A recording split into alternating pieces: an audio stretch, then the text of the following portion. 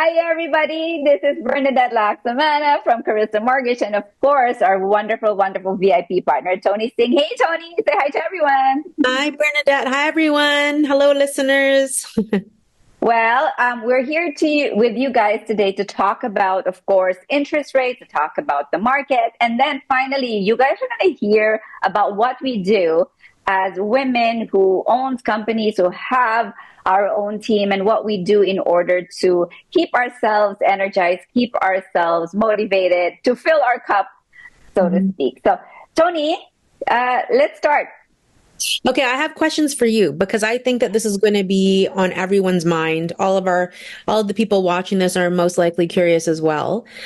What are you seeing right now for rates in terms of forecasting? There's a rate announcement coming up December the 11th. That's next week. But what do you think is going to happen over the next few months going into spring? And how do you think it'll impact the market? Because I'm curious to see if what you're thinking and what you're seeing with the rates is echoing what I'm seeing in real time in the marketplace for real estate. Okay, excellent question. So the Bank of Canada is meeting on December 11th, and there's a 40% chance that the rate drop is going to be half a point. Wow. 60% chance that it's going to be a quarter of a point. So it's definitely going to be a drop. It's just a matter of a quarter or half a percent. Mhm. Now, that is for variable rate people or adjustable rate people, like people whose mortgages are not on a fixed rate term. So that is going to be impacting that. Now, for the fixed rate environment, though, that drop in interest rates, the fixed rate is motivated by the bond market, and the bond market is moved by economic changes. When they hear about what's happening to GDP, unemployment, inflation, and all of that, it impacts the fixed rate environment because again, it's through the bond rate driven. So right now, it was going down until Trump Mm, won. okay. And when he won, apparently the financial market perceived that as an inflationary move, meaning because of the way he runs things, they think that prices are going to be going up with all the tariffs and things that they think he's going to be initiating in the U.S. market. And then, of course, Canadian market is impacted by the U.S. market. So since he won, fixed rates actually started moving up. We're already going down, so So a lot of fixed rates moved up since he won between zero point 0.1 all the way to zero point 0.5, half a point increase in interest rates in the fixed rate world. So now the market is kind of lagging. So when rates were really going down, a lot of people jumped in because they were hearing all these lower rates. So we had a bit of a busyness happening, and a lot of people are starting to jump. So many people who are sitting on the sidelines are starting to be active in the market. So we felt that. And then there's this expectation, though, that the interest rate that they're going to get is similar to what their friends got 2 weeks ago. Unfortunately, it's going to be a bit higher just because of what's happening in the market. So now, what do I think rates are going to be at? I think the rates are going to not go down significantly. It's going to be what it is at the moment because it's a wait and see with how Trump again is going to be handling the U.S. economy. So the financial markets is going to be in a steady pace with interest rates. I don't think the fixed rate is going to be dropping significantly in the next month. We will see in February if the fear is going to be changing. And of course, banks. Here's the other thing. The bank's year end is October 31st. Because a lot of them has reached their target. When the bank reach their target, they're not in the motivated space to really drop the interest rates. So come spring, come February, March, that's when you see lots of fixed rate drops. Okay. It's just because the banks want to grab market share. So now I turn it back to you, Toni. Did you see any difference because you have listings, right? I understand you have listings. Did you see a difference in activity this month compared to last month? We're talking about November, right? Yeah. Yes. Yeah, huge difference, huge difference. So we felt it. Okay, so for example, in October, we had some listings that are on the higher end of pricing for a multitude of reasons. Some of them are more luxury, and so they're at that higher price range where not as many people will qualify today for a purchase. Yes. If those were listed coming out of the summer market, the activity on them was a little bit light from, let's say, August, September, October. October started to increase. So we look at a few indicators for that. When I say activity, I mean, obviously, we look at it in real time. So we can tell by call volume, showing requests, feedback from showings, ultimately an offer, what you're actually able to generate, and where the offers come in, right? And then the next portion to that is when you're going into a steadier market for sellers, you get multiple offers. And so what we've really noticed over the last month is that, coming out of summer, it was a little bit quieter for listings. We were still able to sell listings, but it was harder. It was almost like there's one buyer who's the right buyer for that particular home. In November, we pretty much sold almost all of our listings, and then we've had to replace the inventory. But specifically, there was 3 properties that we had listed on the higher amount. So, whenever there's ranges in pricing, Yes. listed at the higher end of the range, just anticipating, what was kind of happening in the market, what we were seeing. It's never a guarantee. It was more so probability wise, could we hit closer to that threshold? For those listings, it was a yes. They were higher priced as well. So you're looking at 2 to 3.5 million. And we were able to generate offers right away. But it was interesting. So a couple of them went multiple at the full price or a little bit higher. Wow. And those were record Wow. prices for this year, which no one's talking Wow. about. Most of the public thinks it's not a good time to sell a home in November. That's not always true because it always depends on inventory levels as well. So I think one of the things, I don't know, did that answer your question? We did see the pickup. We saw the pickup. Yes. More people jumping off the sidelines as Yes. buyers to jump in. I think that part of that was motivated by the fact that next rate announcement as well, December 11th, there are some buyers that have their pre-approvals in place. Their fear would be, well, if the rates continue to drop, which eventually they're going to, right? As the rates drop, will the prices go up? What will happen with the competition among buyers for these properties? And it'll be interesting to see the first or second week of January, because normally, even for a lot of our sellers that we listed them in November, some of them are listing now because it just depends on their scenario or what they want to achieve, right? But the ones that are looking to sell and purchase something, Yes. they're waiting until January.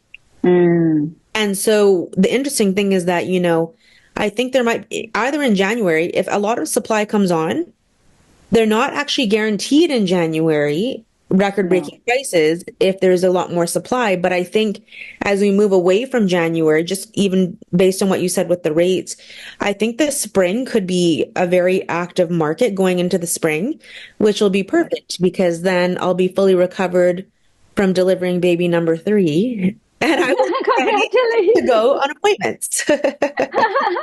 You'll have an opportunity Yeah. to rest So, I mean, my before team that will time. look after everything January, February, but I do feel like there's that pulse on the market. I think it's a matter of time. So it'll be interesting to see when that happens, and it'll be sometime next year, I think, and what the duration of that is, because as you know, in busy markets, it can go up like that.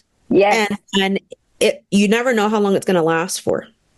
Yeah, exactly. So when you talked about when the market is going to be going up like that, I'd like to share some tips for buyers about what's really how you and I are such goal-oriented people. We wouldn't be where we are in life if we didn't have set goals and we are, honor the desires that are in our heart and in our spirit. So, Toni, I'm curious, like, for buyers and anybody, this is for buyers, sellers, and anybody out there who has a desire to achieve something.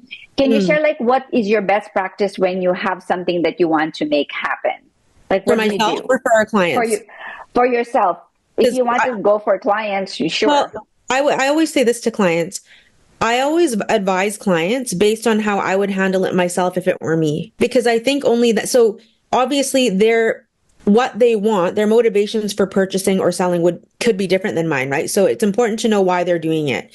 But then if I put myself in their shoes, in their why, it's like, well, if it was me then and I was this person, how would I best navigate forward?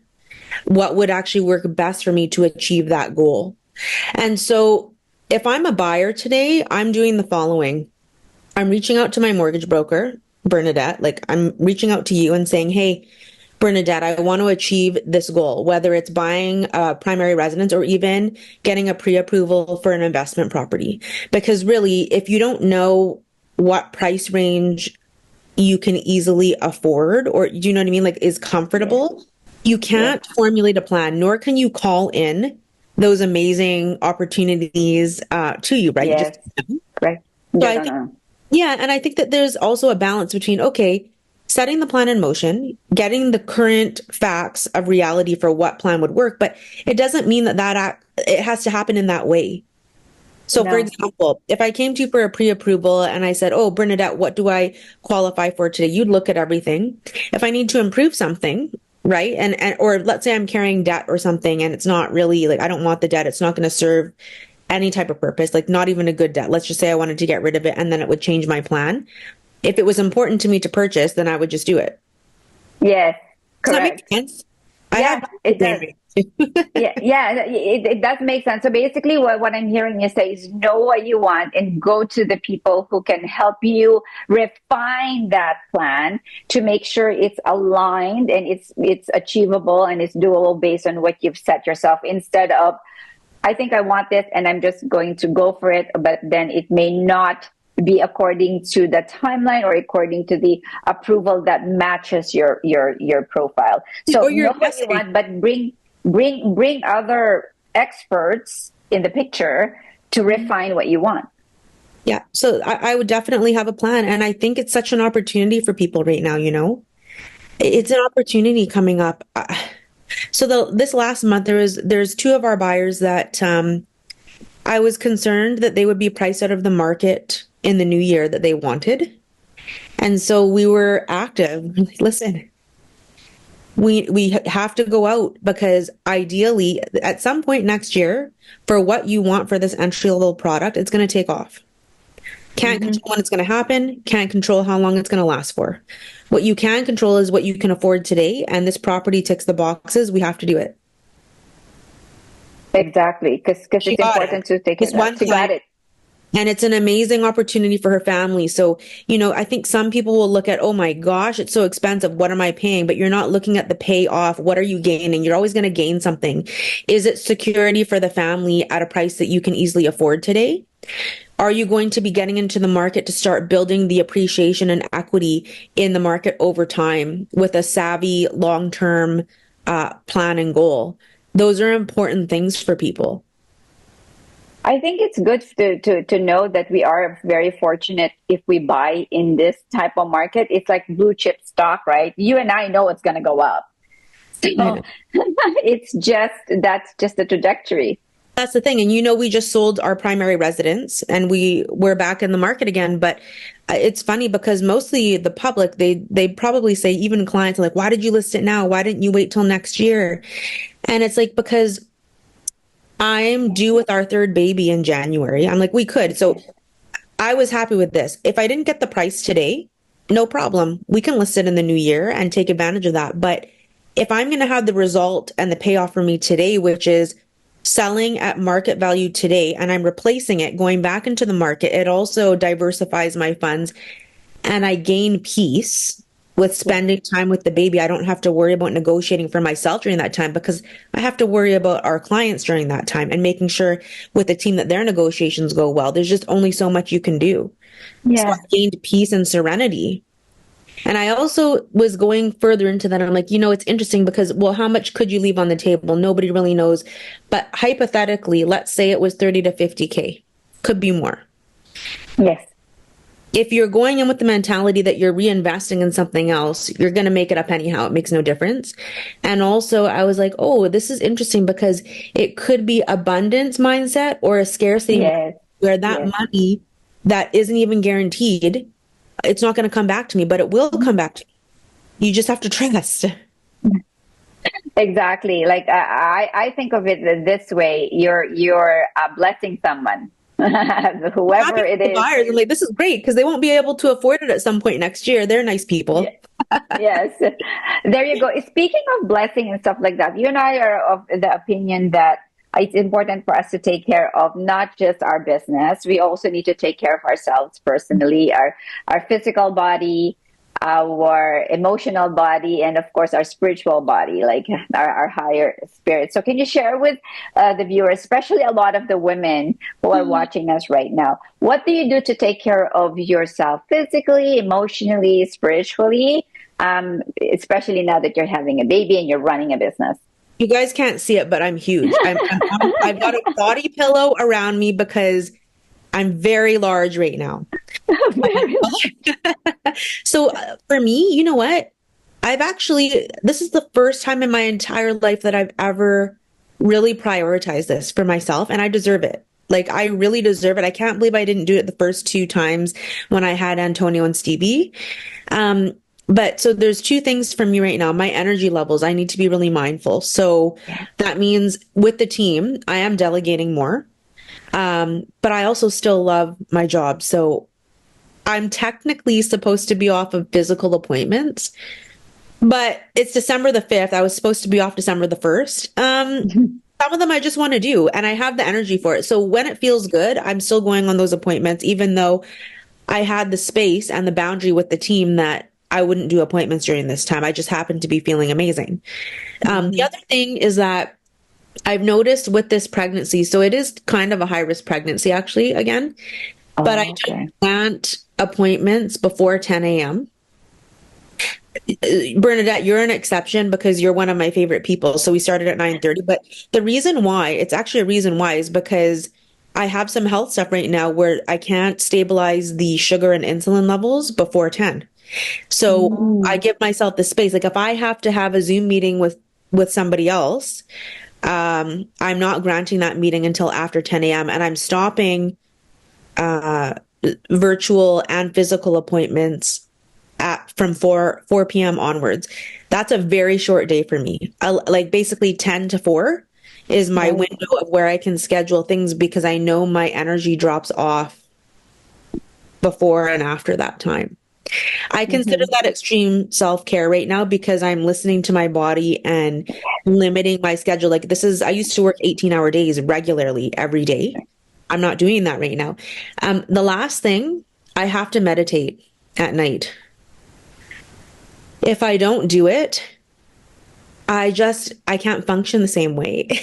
I feel like I'm a better person for other people too, and my kids and my husband and our clients and the team when I'm centered. So it's only 15 minutes. It really makes an impactful difference for me. What kinds of self-care things are you doing for yourself? Because as you know, you get pulled in so many different directions. There's a lot of responsibilities. Right. So the self care that I do, as you know, is I wake up at like 4 in the morning. I used to do I that. do. Yes. Well, with the baby, it's different. So I do wake up at 4 o'clock. I do make the time to meditate and to work out.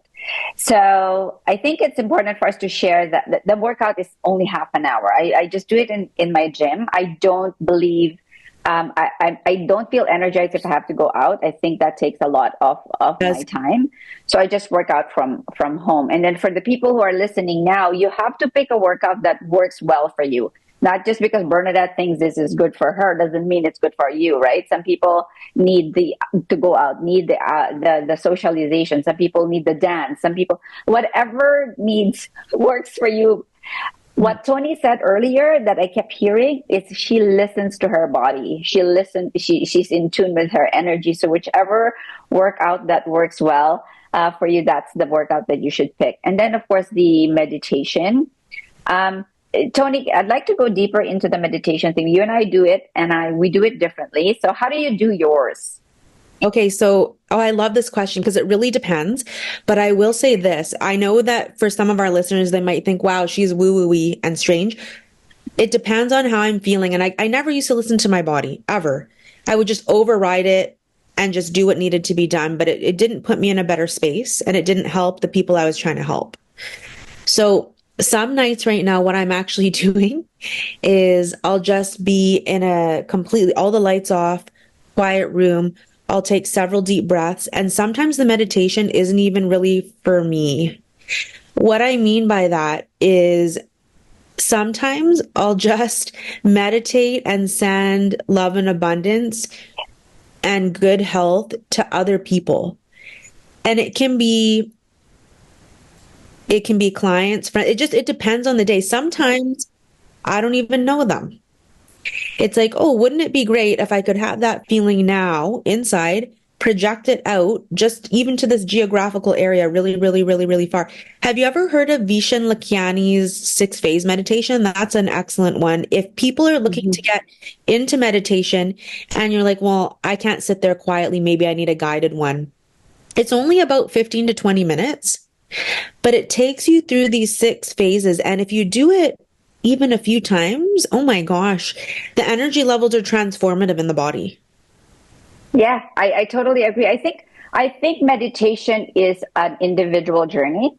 I don't think it's an ultimate destination where it has to be a set thing. After doing meditation for quite a while, I do different kinds. Like I've done mantra, transcendental meditation. I've done guided meditation. Me I've too. done, right?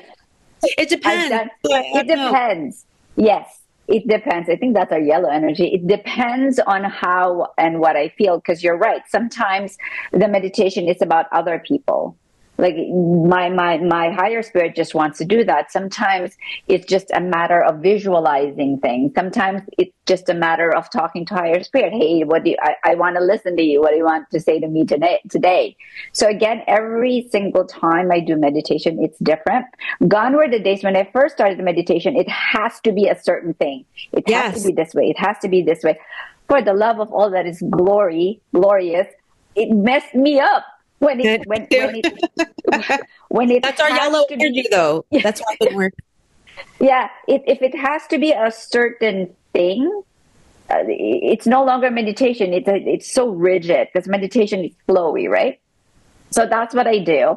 And then the other thing that I do that I started doing is I journal. Love journaling. Best thing ever. Okay, really? But I can't do long form journal. And because I'm yellow, I like the variety. So I don't know about you, but I got Good. this new journal. I got this journal from Indigo. So it says I don't know. it's a gratitude journal. So Tony, the good thing about this journal, it's got prompts, and every day it's a different prompt. So for example, today's affirmation is I am learning. And then it's going to say, today I look forward to these 3 things based on the I'm learning affirmation. And in the evening, today I'm grateful for based on that affirmation. So every day it's a different focus. That's I amazing. I know. Today's is I am self-aware. Today's affirmation is I am brave. Today is I am in control. So I am grounded. So every day it's a different message. That's a My good yellow one. loves it. I Um, know. I would say this. So I love that.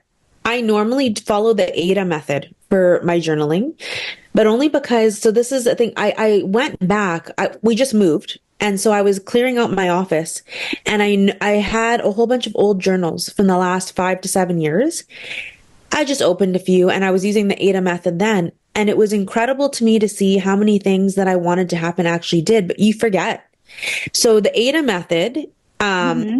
you don't, I mean, it won't always work. I like that idea as well because it's like, oh, that day you might need the prompt in order to think about something and put your feelings on paper.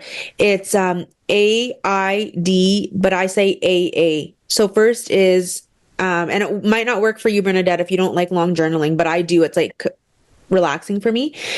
So the first one is today I deeply appreciate. and I'll list all the things that I appreciate. So you start the day with gratitude.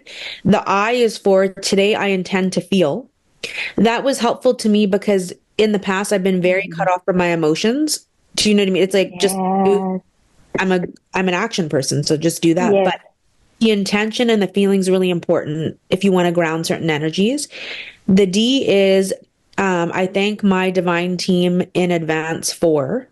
And that's kind of like what you actually want to create for yourself where you might not see it in physical reality today.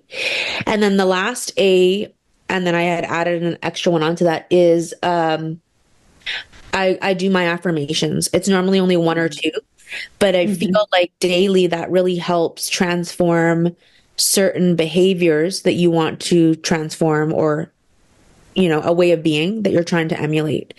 Right, right, That right, right. that used to work for me. I stopped doing it for a while and then I got back to it, and it was interesting because when I look at the history, maybe 75 to 90% of the things have always come true.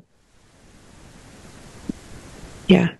That's amazing. And I think when you say when I heard you say before you're not in tune about your feelings, now you are, because one of the things is you talk about how you feel, and now because you every day you keep talking about that, you're more in tune about your feelings instead of just go go go. So I Yeah. like that. I like that. So, so the viewers out there. So Toni and I, we do a lot of spiritual work to be more in tune of our feelings and a higher spirit. So hopefully that has given you guys some ideas, and that's something that you can implement, because we are total human beings. We're not human doings. We do want to achieve certain things in life, but at the end of the day, we really want to make sure we take care of our spirit, our heart, and our body. So thank you so much for tuning in with us today, and hopefully we added value. Toni, any last words to our viewers out there? No, thanks, Bernadette. You're always just a bright light. I always enjoy our conversations. And anyone who's worked with you knows that you just really care. So I think that's an important element for any successful business. And yeah, I love it. It's great. I'm really looking forward to 2025. Awesome. Yeah. So Toni, same here. We are sisters from another mother. There's a lot of things that we enjoy talking about. Sometimes I go, oh, this conversation I can have with Toni, she won't think I'm kind of woo woo. We're woo woo together. So It works. The thank proof's in you. the pudding. Yes. So thank you. Thank you for taking care of our clients. Anybody who wants to know about any questions about real estate, we're sending the link, the contact information for Toni. And Toni, all the best for you. And we'll see you in the new year. Hopefully, if the baby comes sooner, it's a blessing. If the baby comes later, it's still a blessing. You Still are blessed. reachable by phone. Yes, you're still reachable by phone. Thank you, Toni. Thank you, everyone. Thanks, Bernadette. Bye, everyone.